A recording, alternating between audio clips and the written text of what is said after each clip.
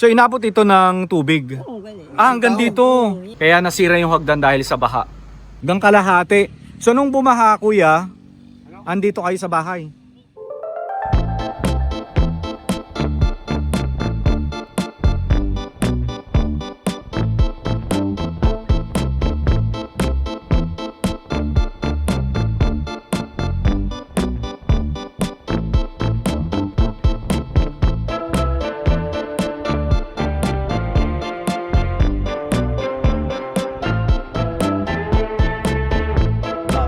So SM ito. Yung katabi niya sir is pero itong ano nasa SM pa rin. Arena. Ito yung pinaka SM malaking SM namin dito sa ano. Oo, magandang SM niyo dito. Parang sa MOA lang din sa Manila. Lalo na sa ano no, panahon ba no? Gandang kuha sa ano? Oo.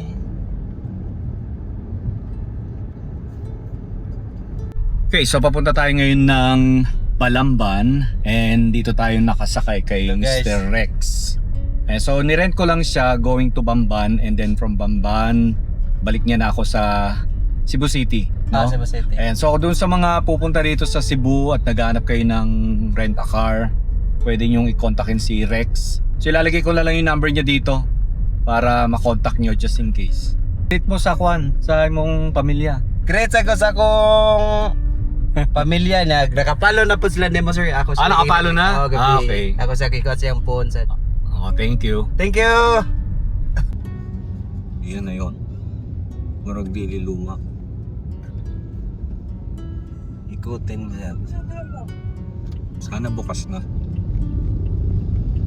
Bukas na. Magandang umaga sa inyo mga kaitsubero and tayo ay nandito naman sa City of Naga, Cebu. Ayan.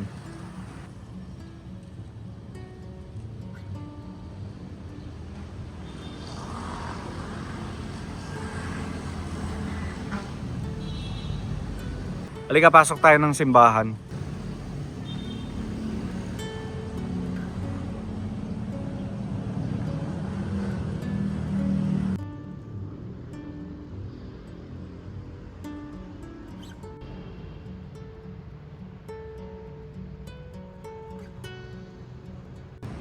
Okay, so galing na tayo ng simbahan ng City of Naga, Cebu mga kaitsubero. Ayan. So bali papunta tayo ng Balamban dahil gusto kong makita yung Century Old House. Pero hindi lang ako sure kung makakapasok tayo dun sa Century Old House ng Balamban. Pero gusto ko lang talaga makita yung pinakaharap ng bahay. Napaalam na kasi nila yun, no? Tagal pala na ito mag-close. Until 10. Overnight pa. Bayad pa rin. Girenovation na siya. Mura close man.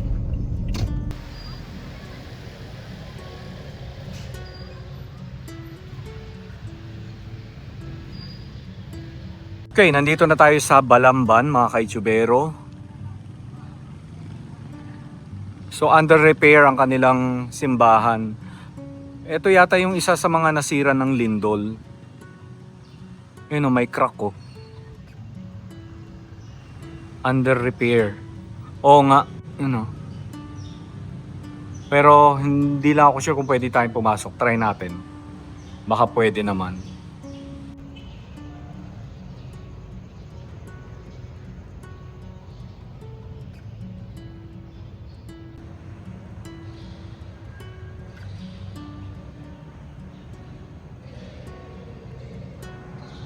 Oh, inaayos nga ang loob ng simbahan.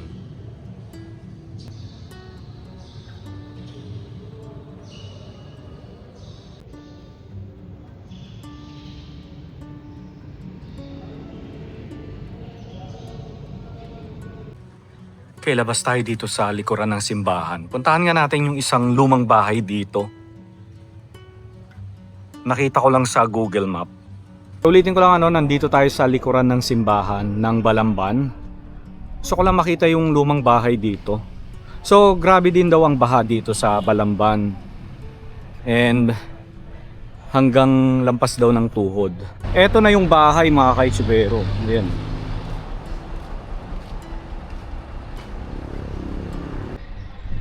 Okay, isa sa mga lumang bahay dito sa Balamban. So ito ay isang eskwelahan, tutorial daw ng mga bata. Ayan. Tapos at the same time ginawang parking yung bakuran. Ayan.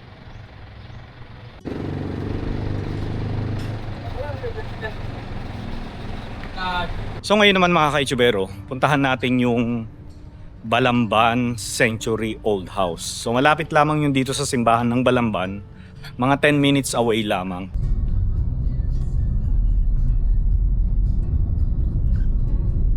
Bahay ito ng mga pilapil. Pilapil ang mga may-ari. Ayan yung isang bahay. Oh. Tanawa. Pwede ka na dito. Ayan na yung isa yun. Nag-park ka na lang dito.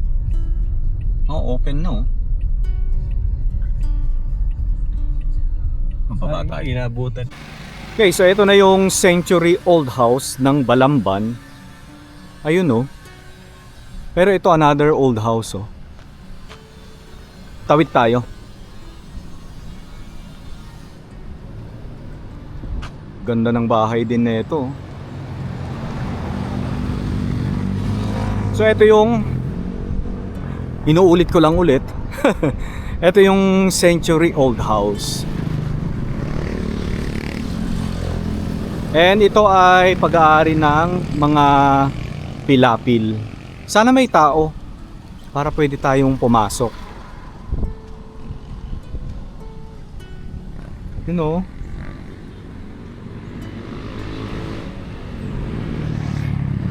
Oh, may tao nga.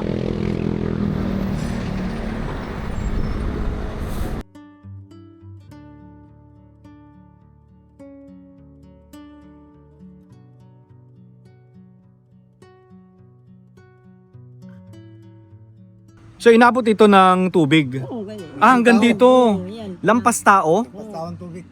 Oh, hanggang dito daw yung baha. Ayan oh, bakad. Hanggang kalahati. So nung bumaha kuya, andito kayo sa bahay.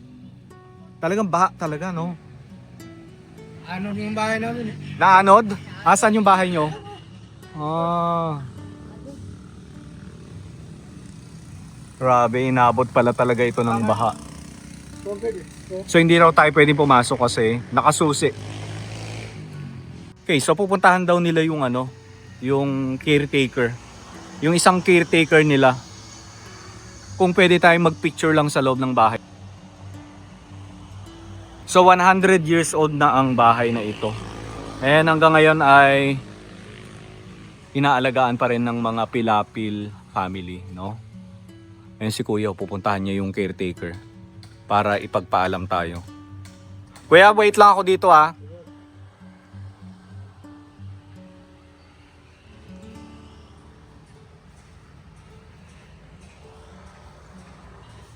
Pero ang ganda ng bahay ano. Kita nyo naman. And hindi man lang nasira ng bagyo ano. Kasi doon sa may simbahan ng Balamban, yung mismong basketball court, talagang niyupi yung mga bakal. Pero eto kita nyo naman. Buong buo pa rin. Pero may mga natanggal lang na mga nipahat. No? Pero okay pa. Hindi ba nabasa yung loob niya nate? Nabasa yung loob? Ah, nabasa. Ah, ganon. Umabot daw pala yung baha sa loob hanggang hindi abot daw ng tuhod.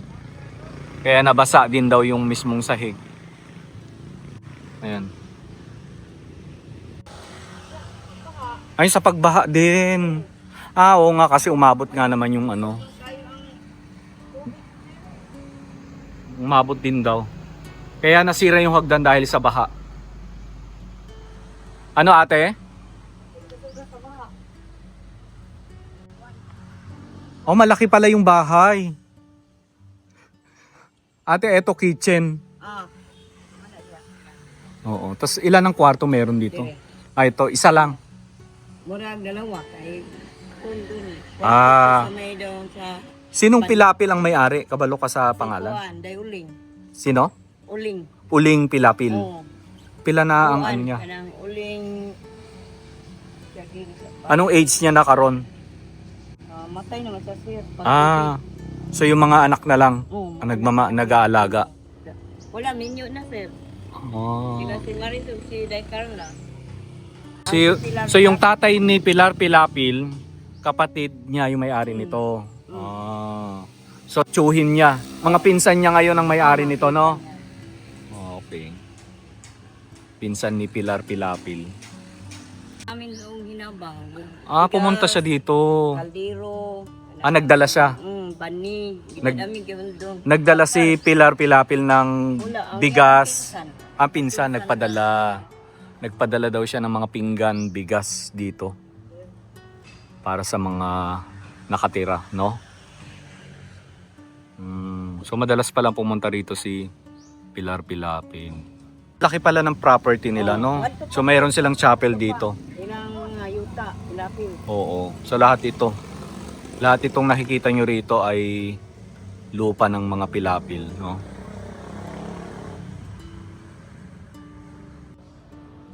Oo nga, putik. Na makaya ang paglimpyo. So yun yung bahay nila ate, oh. Yun. Yung kubo-kubo dyan. So nung bumaha daw hanggang bewang na. Kaya nagmadali silang umakyat dito sa bahay. Tapos yung mga gamit nila, wala nang natira. Buti na lang may bahay, ano? Yung kabilang bahay, katabi, pag-aari din pala nila yon. Pero sa pinsan na. Sa pinsan. Pero ano na yun ngayon? Nasira ang tubo. Pero ang taas, okay lang. Oo. Yung taas okay pa. Pwede akong pumasok doon. Sinong tao doon? Katungula na yung bahay, sir. Naapadiha. Naapadiha. Oo. Diyan sila tumira. Oo. Yung mga nabaha. Oo, Yung mga nabaha, dyan daw muna pansamantala tumira. So ulitin ko lang, pag-ahari pa rin pala nila ito. Kamag-anak. Ayan, oh. So dyan tayo pupunta. Gumagana pa yung poso na yan? Na. May tubig pa yan? Oo. Okay. Pero hindi na mainom. Oo, pwede mainom. Pwede. Oo, doktoran man na, sir. Dyan sila naglalaba. Naiinom pa rin daw yung tubig.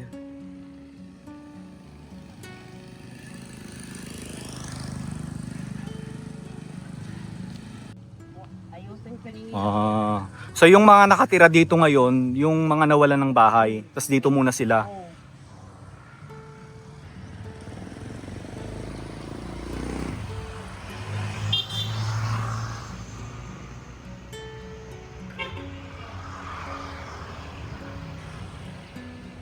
Ang ganda pa, oh. Pwedeng umakyat. Umakyat daw tayo. Ito yung pinakasilong. Oo.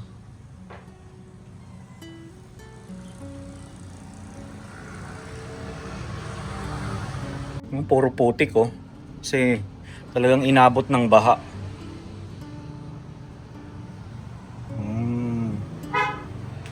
Buti na lang may bahay dito na may second floor.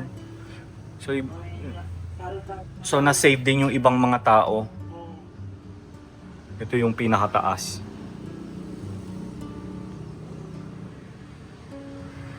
Ano yun dito?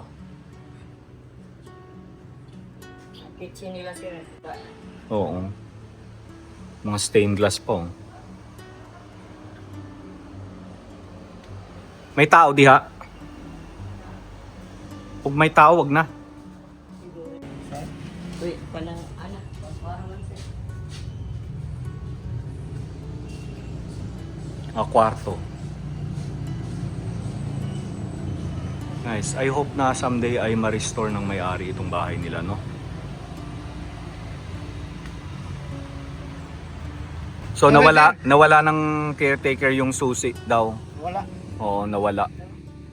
So kailangan pang puntahan ng caretaker yung mga owner sa Cebu City para kunin yung duplicate. Pwede naman dito. Sa kusina? Yan. Sa kusina lang daw tayo.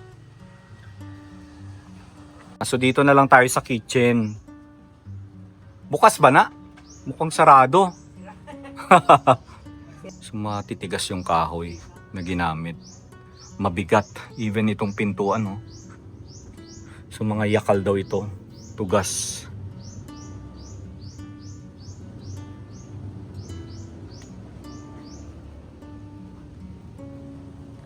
Nakaikot ka na doon sa likod. Oo, nakaikot na ako, kuya. So balik na lang tayo by January siguro. So wala tayong choice talaga kasi nawala ang susi ng may-ari ng bahay na ito. Salamat po.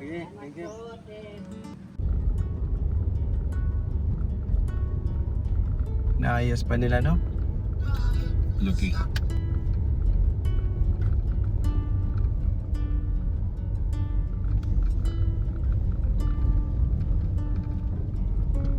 Uy, nagko ni ba to? Grabe. Sige, pang clearing. Oo. So ito yung nasira na during ano yun? Bagyong Bagyo? Tino. Ano? Bagyong Tino. Bagyong Tino. Sabing damage, landslide talaga ito, no? Oh, landslide.